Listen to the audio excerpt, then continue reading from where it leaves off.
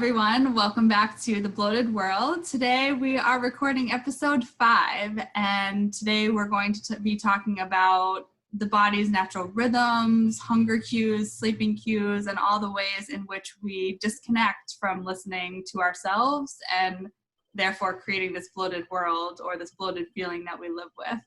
So for everyone that's joining us new, I'm Alison Kate. I'm a hypnotherapist, healer, and yoga and meditation teacher. And Monika, do you want to introduce yourself? Yes. Hi, everyone. My name is Monika Dulian, and I am a healing facilitator where I help you decode the symptoms that your body has for those deeper messages behind them. Thank you. So let's start with what I introduced this topic to be, as far as how often do we disconnect from paying attention to the natural rhythms? And we were talking a little bit before, whether it's like paying attention to eating or even acknowledging when our body needs to go to the bathroom. We're in these scheduled, packed lives that don't allow for us to respond accordingly to our body. So what do you feel is most potent there? What do you feel like from a metaphysical anatomy standpoint is most powerful for people to know? It's a good time to start asking yourself whether or not you want to control your life by controlling your body. Because body is life. And a body has its own rhythm. And many times it gets in the way of your planned day, of your perfect day. Going to the bathroom at a certain time. Body responds to what you're eating, what you're feeling as well. Taking a nap or going to sleep at different times. And what we do as humans when we are tired, we having another coffee, we are thinking, how else can I maximize what my body has, the energy that it has, so I can do as much as I can, as fast as I can. And food. We try to rationalize hunger away. I shouldn't be hungry now. Why am I still hungry? I ate enough. And we are forgetting that the body, this system, is responding to life. Your thoughts, your level of stress, the temperature outside, the weather, even where the moon is. And it all has changes, the hormonal changes in the body. And any different day, any day you take, you will need a little bit more, and that's going to be fluid. So what Alison said, the scheduled life, we are scheduling our meals at certain times. Doesn't matter if we're hungry or not. Now it's the time to eat, so I am going to eat. I'm going to sleep then, and I'm going to wake up in the morning even though I feel groggy and don't want to get up. So I can go to the gym at 6 a.m. with just a cup of coffee, so I can then run to work and do my projects. Where are we going so fast to? Why are we in such a rush to where, really? And I have noticed that especially when it comes to rationalizing this instinctive reaction to hunger and wanting to eat. Yeah, I know for me, there's been times where it's like I wait too long to eat, and then when I digest, it doesn't feel good, and I'll get bloated sometimes because of whatever chemicals are going on in the body that's waited too long, versus when we eat, because it's a scheduled time and we're not hungry, then there's also can be like a heavier bloated feeling with that too.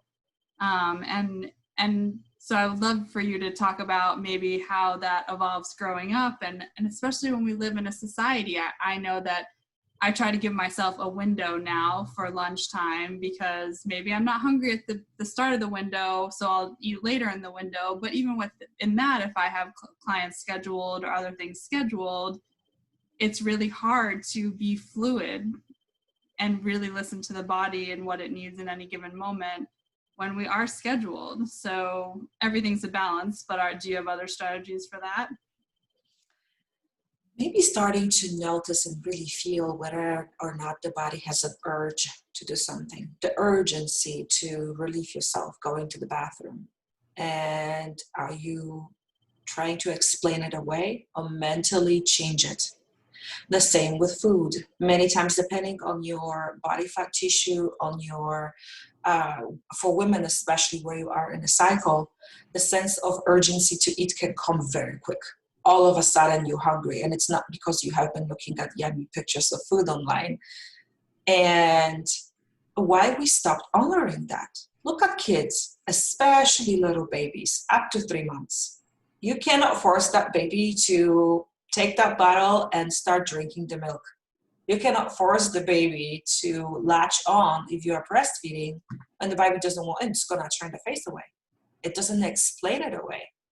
It listens to the body.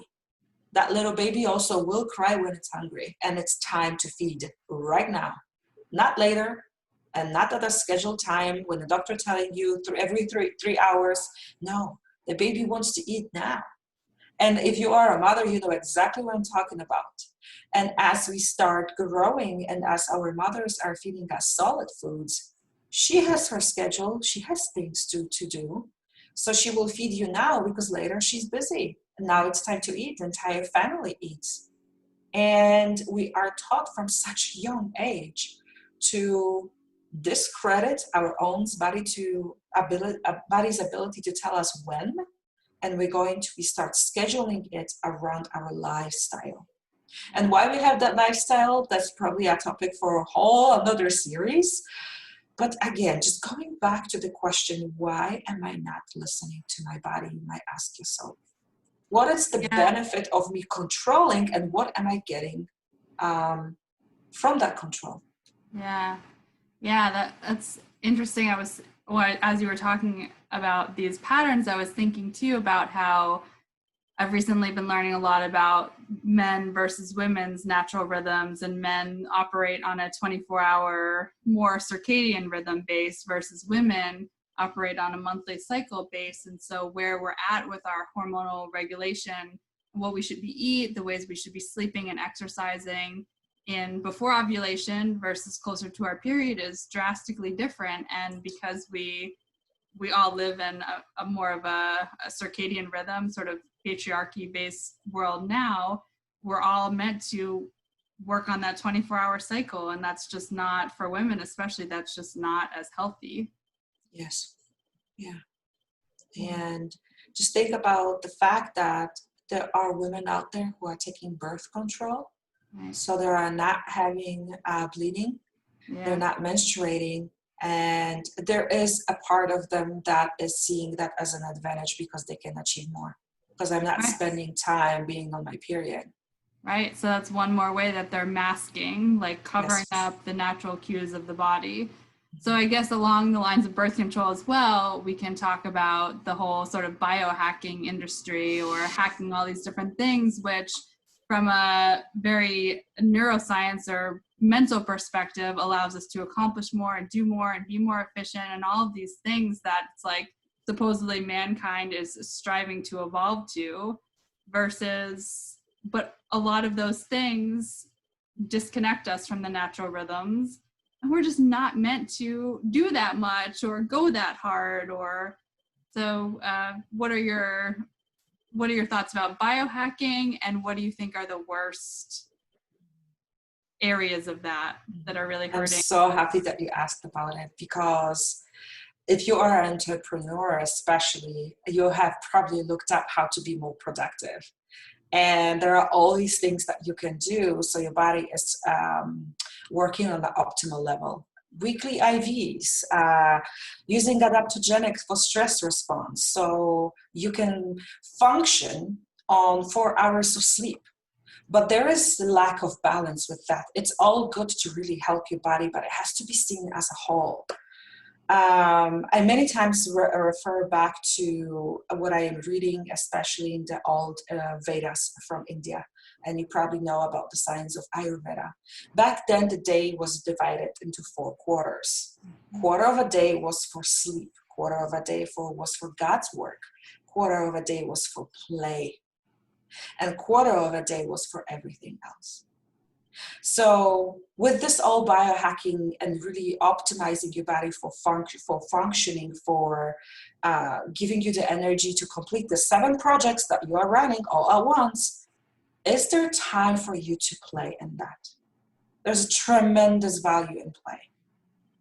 Well, is there time for that and for God's work? And I'm not talking about kneeling down praying.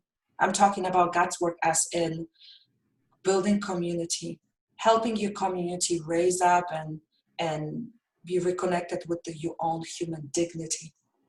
Yeah, and self-connection, right? Exactly, that soul connection, that emotional balance, that knowing and relying on others, not because I can get something from you, not that exchange, seeing the human in you and working on that. Because at the end of the day, after finishing all the 7 projects that you had to finish today, with all those pills that you have and that amazing new diet that gives you energy, do you feel connected? Do you feel like you feel emotionally safe? Is it worth it? Yeah, and do you feel in touch with your body? You're a live vessel. You know, we'll talk in another episode about how we can sort of look to nature to as an example for how to step away from some of this bloated living. But just touching on that here, it's like we're not meant to be machines, and we're trying to figure out how to act like machines and never need to rest or stop. Or like you said, like play, stop to smell the roses or connect to self. And I think that's really hurting our whole lives, not only our physical bodies, but our mental state, our relationships, our work, to not be in touch with the natural rhythms and cues. What other, besides hunger, what other cues that we have very innately built in from when we're younger get destroyed along the way? Sleep, because it's glorified to not need sleep. And in the society is seen as a good thing. And taking a nap is a lazy thing. And being lazy is being bad. No one wants to be bad. And the over-glorification of productivity, that is empty. Doing, because I am busy, but I'm not really achieving anything, kind of thing. And just for full transparency, I am a recovering workaholic. I know exactly what kind of emotional safety and value you're getting from that. It gives you a sense of safety, emotional safety, because how you were seen as a person since you were young and how you still saw your parents, right? There's even this joke that if you don't work, you don't get to eat. And it is a primal survival thing to be included in your family, to be included in a society. But starting to notice whether or not it's actually in alignment with your soul's purpose. Is it in alignment with how your biology works? Anyone out there that has a thyroid disorder, what is it, every 10th woman, or maybe now every 8th? The thyroid governs time in the body. So if you have too much on your plate and you don't feel that you can achieve all of that, instead of grabbing another coffee, ask your body if you really have energy to do it. And does what you do actually give you fun, joy, pleasure, and connection? Because if you have too much, your thyroid is going to slow you down so you can then finally do everything. The body will respond to the sensation of I don't have enough time. Right. Too much thyroid hormones or too little, it's all about an attempt to regulate the sensation of time passing in the body. The body is so smart. Yeah. So sleep and eating.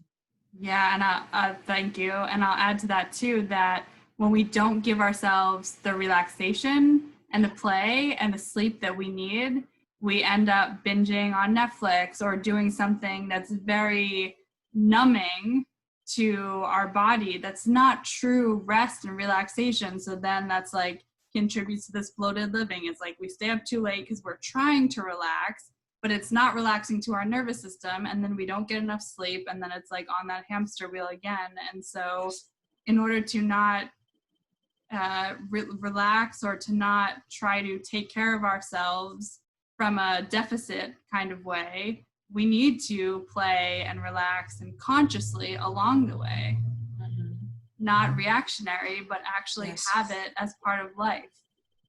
Which I love what you shared about the Ayurveda, the quarters. It's like it's meant to be a natural part of everyday life, not something that happens on the back burner when you just can't take it anymore. Yeah, or when you feel that you deserve it because you worked so hard and now you earned it. You earned your break. And then you go crazy going on vacations. And instead of people really resting, they're doing as much as they can on vacations because the next one is not coming until next year. Yeah. It's the same during work week and a weekend. Work week is for working hard and weekend is for playing hard. Yeah. No, Yeah, that gives you either a headache or yes. absolutely. I can speak from my own experience with that. And when you said about being a workaholic, it's like it does what you described, as well as it gives us a sense of purpose, but sometimes that can be overblown, or it's just you're not living in balance. I know that when I was overworking and overloading my schedule with too many clients and just not as boundaried as far as what I realistically could handle, that I had one day off a week and I would get to Sunday and literally just want to spend half a day in my bed, because I thought, and at that time I sort of justified it. I'm like, well, everyone deserves one day like that. It's just my soul kind of getting to regroup. But then when I started building in more relaxation and play to my daily life, I don't need to do that on Sunday anymore. It's just I'm getting that more spread out throughout the week, and there's never that like crash period. Exactly. And that crash that you mentioned is a beautiful indicator of slow down. Yeah. Seriously, because your life is online. Yeah. Yeah. Your health Awesome. and your life. And I am very curious what our viewers will come up with this question of, where am I in a hurry to? Yeah. What the urgency? Yeah. So let's have Monika lead us in a little practice now, a little practice for self-reflection, so you guys get something out of For it. those of you that watched our last episode when Alison was leading us through a gentle hypnosis session about noticing what is going on in us, what is it that we feel and think when there is nothing to achieve. There's nothing to improve and fix. Right? So if you missed that, go ahead and rewatch that episode 4, the last episode that we had. If not, then just let's go here right now. That sensation of I need to accomplish, achieve, check off goals, and do it as fast as possible. Maximizing the schedule, maximizing our ability to work and deliver results. Just for a moment, imagine that it's actually never going to change. You're always going to have this pressure and this hurry. What's at the end of it? What is it that you're going to? It's almost like you're pulling a rope even faster and faster every day. What are you pulling closer to yourself but wanting to achieve so much?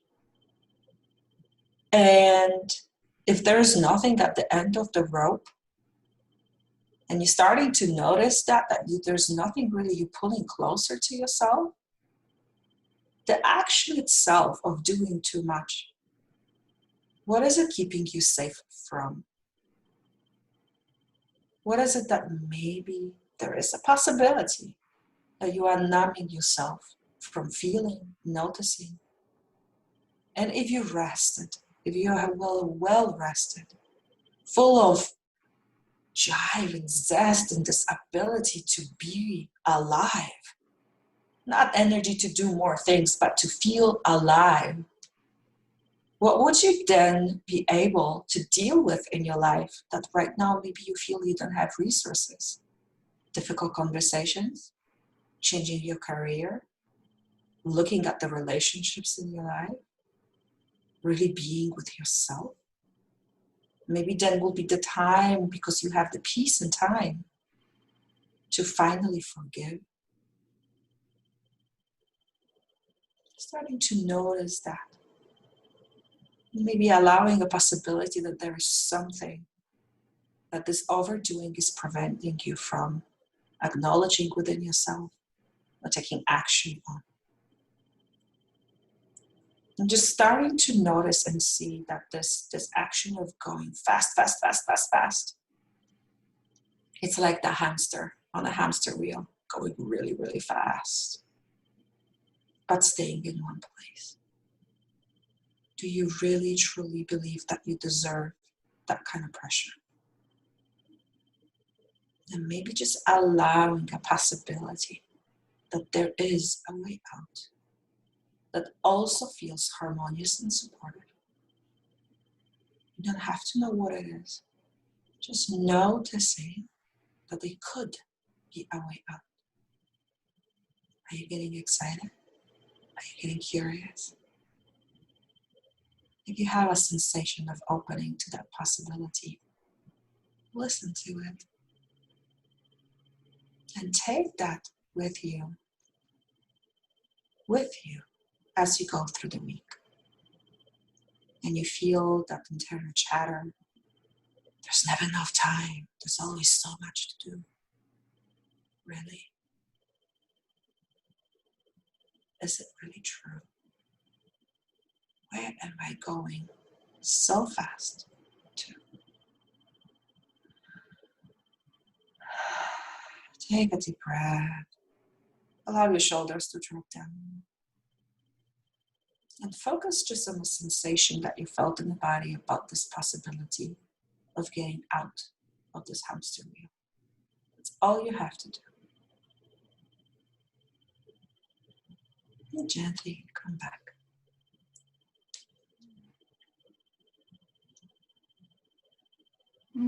Thank you. That was really nice. I hope that you all enjoyed that as well. For me, I had several visuals. One was like, when we talked about the future self, if that self doesn't stop this behavior, she's really like fried and impossible to go forward in life. And then in like the overdoing, I saw all these like cords coming toward me, or when you said to pull, like that it was a rope being pulled, but it was clear that there was other ropes that I was sort of pulling on that were just kind of like going off into the wind, and then a few that were coming right into my heart.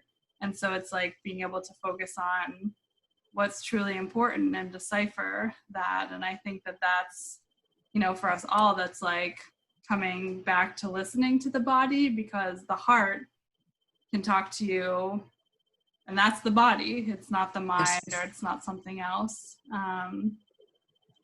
And I think that my fear was something like when it felt really good to step off the hamster wheel. And growing up, it was beaten into me that like, you must be productive all the time. And so to just say like, that's not my story. Like, my story includes play and enjoyment and a more balanced way of life, but that there was some fear around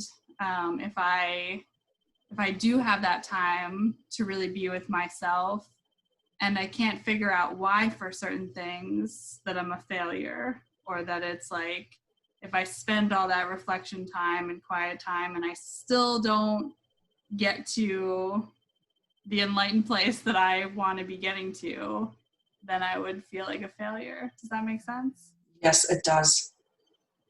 Yes, it does. I sometimes ask myself that as well. If I did not achieve what I want to achieve spiritually and emotionally in this lifetime, would I still be doing the work?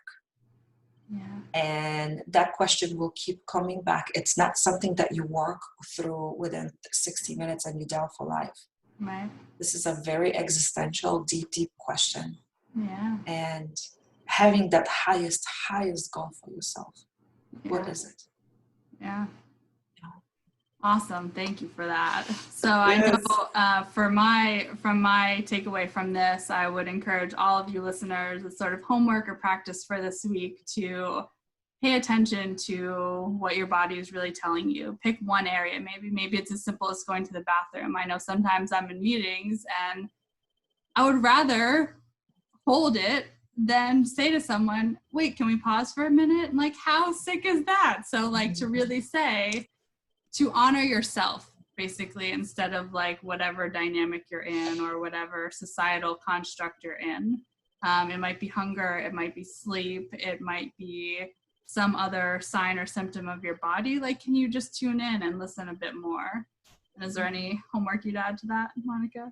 Yeah, I just wanted to add like the need to change temperature. And for women especially, if you are hot and you need the AC down, do you sometimes have that chatter, oh, you're premenopausal now? And that judgment, just go ahead and change the temperature. Fan yourself, right? The body is reacting in this way. If you're uncomfortable and if there is a strong sensation of I am going to be judged, acknowledge that instead of running away from it.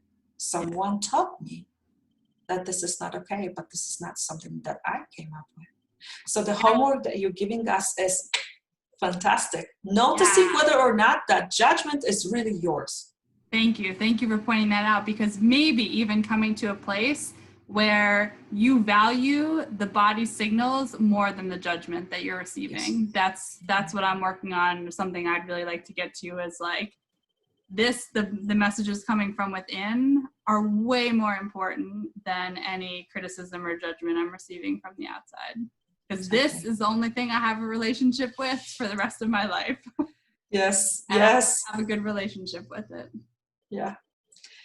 So there's nothing really more to do other than to notice. And as you are seeing over these episodes that we are doing, it's mostly about awareness. And awareness can only come when you pay attention. And paying attention can only come when we slow down, even if it's just a notch. Right. And over time, it's going to be a beautiful practice. Yeah. Thank you. Oh, thank you so much for this rich topic, and we will see you all next time. Have a great day. Bye. Bye, guys.